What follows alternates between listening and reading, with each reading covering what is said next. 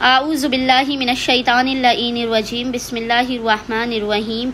अस्सलामु अलैकुम या अली मदद।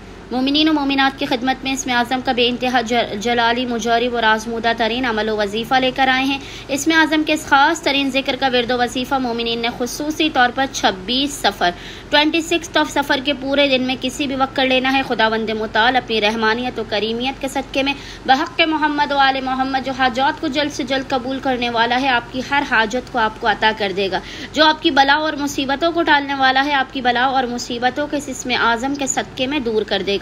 मोमिनीन ने करना यह है कि 26 सफ़र के पूरे दिन में किसी भी वक्त आपने 26 ऑफ सफ़र के पूरे दिन में किसी भी वक्त अव्वल व आखिर 3 मरतबा दुरूद के दरमियान में 70 मरतबा 70 टाइम्स इस जिक्र की तिलावत करनी है। और वो जिक्र क्या है?